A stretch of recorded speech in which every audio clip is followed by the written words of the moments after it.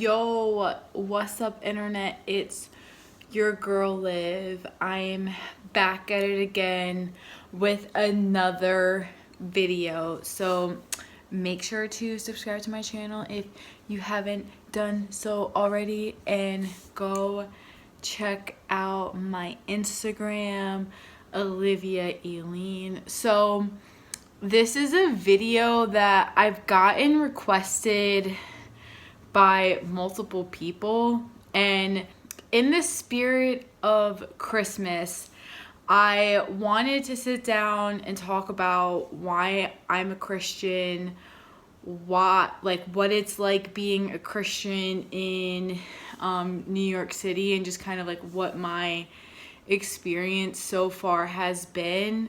For those of you who don't really know me, I went to a private Christian college, and then I moved to New York after.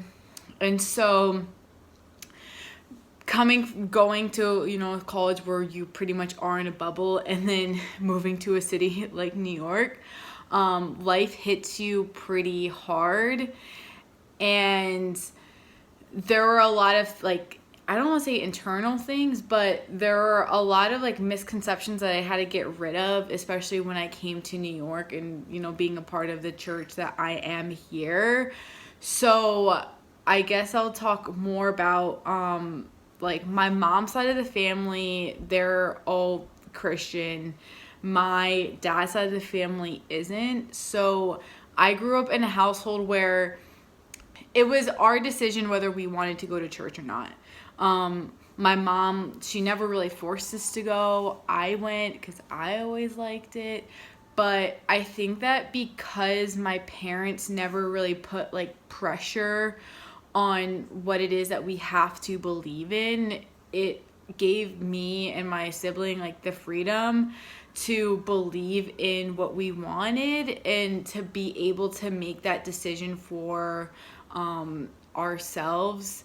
And I think that I've just learned through experiences that God is real, that he does have a plan and purpose for your life, and just the freedom of knowing you can mess up and it be okay because his grace is enough.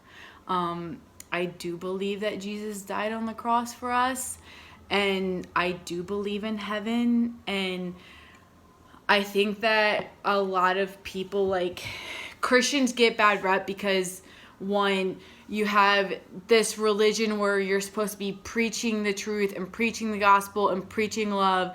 And then what do people do on the internet? They tear each other apart. They hate on each other. They hate on other parts of church. They hate on other denominations. And you just have to come to the agreement, as Christians, that we have to agree to disagree. There are certain things like drinking. Some people don't want to drink and they don't believe in drinking, and certain people do. And just certain things and how church goes is first of all, no one pays you to go to church, okay? Unless working in a church is your job, no one pays you to go. And if you don't like a church, then you just don't have to be a part of it. That's it. But I just wanted to clear that up first. So yes.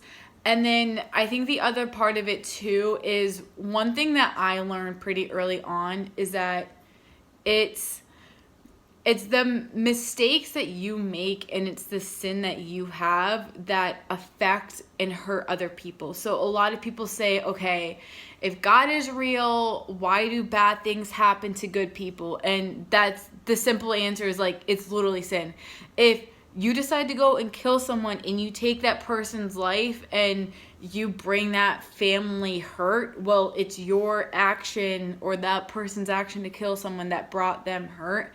And I think that it's a tough pill to swallow, because we have to realize that at some point in our lives or another, we're going to be hurt by people we love, and we're also going to hurt people that we love. And we have to swallow that that pill pride being like, oh my gosh, why does everything happen to me?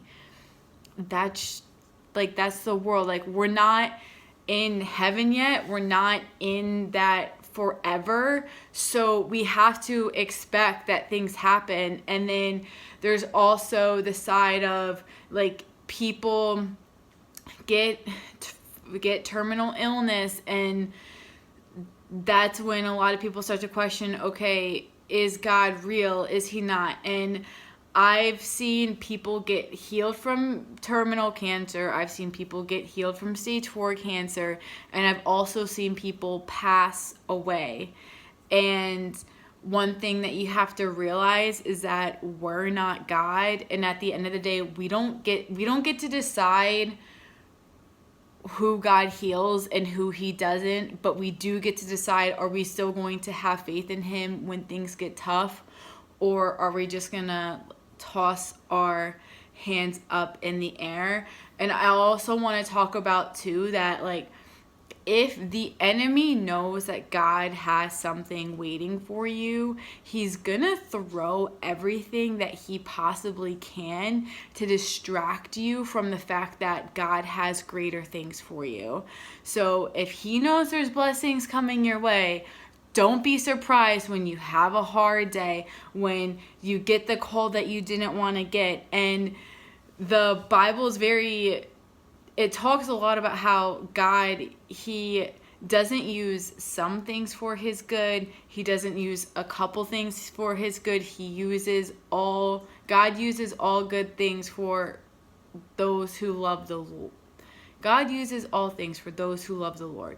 So you can get fired from a job, you can lose your house, you can have a loved one die, and still have faith that he's going to work everything out. And I'm gonna make a video more talking about what my experience has been through this year, because this year has been probably the toughest year of my life. My dad had a heart attack in the beginning of the year. I've had health things going on. My house burned down, and we had 2 deaths in the family within a month, along with a family friend passing away.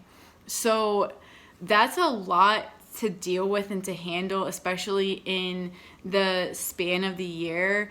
And I just wanted to appoint it to say that it's literally like the people who I have surrounded myself with, it's the people who have been praying for me, it's my church, it's my church, like, being there for like me and my family.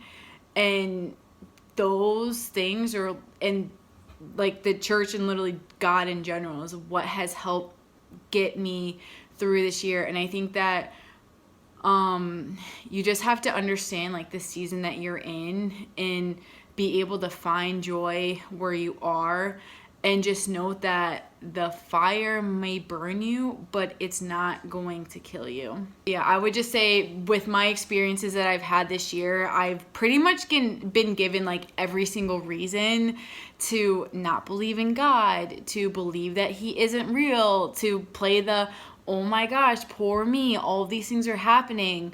But I can say that with everything that like we've gone through, he has provided more than he did before, if that makes sense.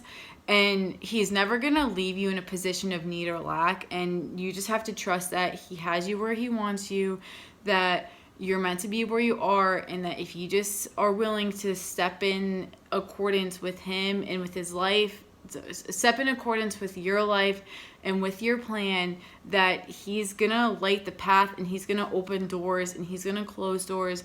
And you can just have faith that everything is gonna work out itself out.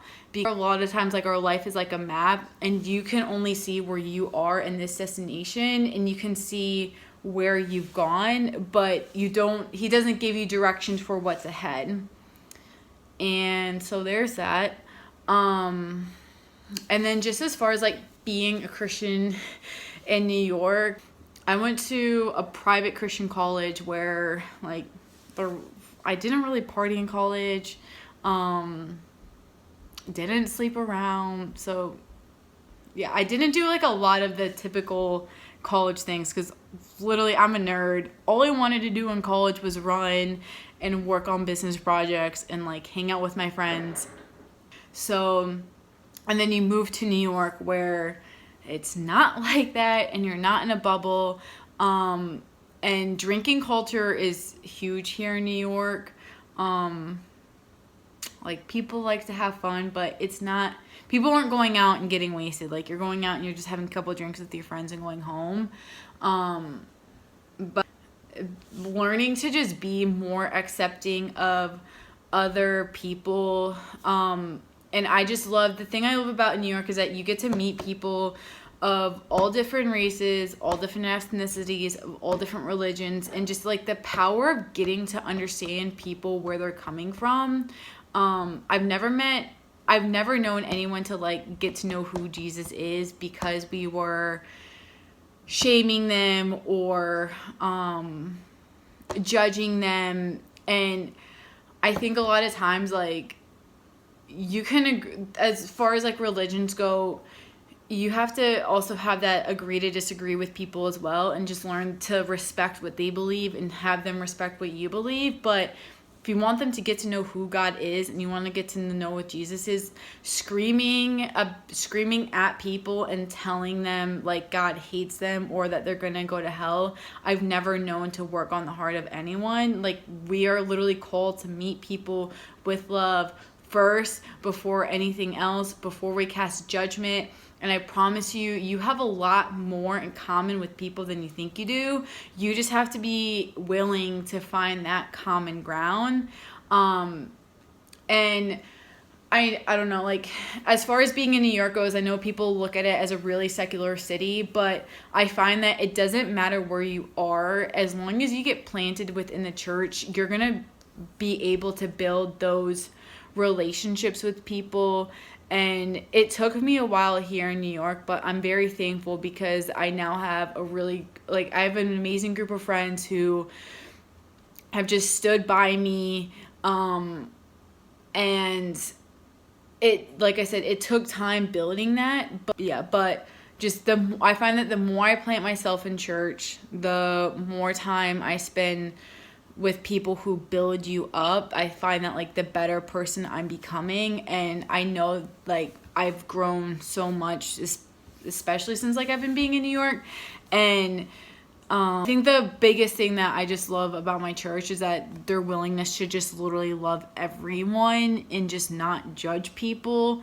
And I know that there are certain things that we do that a lot of churches might point fingers at, but we don't really care, because if Jesus just has to be the center of everything, and as long as he is, everything works itself out. So I've just been like, my core group of friends here in the city are from church, and Melanie, who's from YouTube, but she's also Catholic, so we get to talk about God and about that too, and it's awesome. Here's my video. I'm gonna go quickly grab some Bob Goth quotes for you, and then I'll finish. So I'm just gonna leave with a couple of excerpts from Everybody Always by Bob Goth. No, I'm not reading scripture from the Bible, but I just think that Bob Goth, he always finds a way of like encompassing, I think, really what Christianity is all about. So I'm going to start off with one excerpt. It says, Jesus' invitation to us wasn't complicated. He said to go find people who are hurting and lonely and isolated, the ones who look wrong or did wrong, and learn from them what your faith is all about. Did the people in our jails make big mistakes? You bet. Is it easy to see their biggest failures? Of course. I'm not sure why Jesus said we should visit people who had failed big, like my friend with the bracelet, but I wonder if it's because he knew we'd fail too. And when we get to heaven, I would have thought Jesus would want to talk about our terrific organizations, or what nice people we were, or the positions we held. Maybe these things will come up, but I doubt it. he said he will want to know how we treated the ones who had failed the worst. There's that. And lastly, I just want to read you with this quote. It says, read the book of Revelation. He's out of the crib. Should we have a firm grip on doctrine and know what the Bible speaks to the world? You bet. Keep this in mind though. Loving people the way Jesus did is always a great theology. Memorize that. Memorize grace. Make it your finger memory. Lose the stages. Your faith isn't a recital. Speak some jazz into people's lives when they miss a couple of notes. Run to them. Don't give them advice. Say their names. And if you don't know their names, don't say a thing.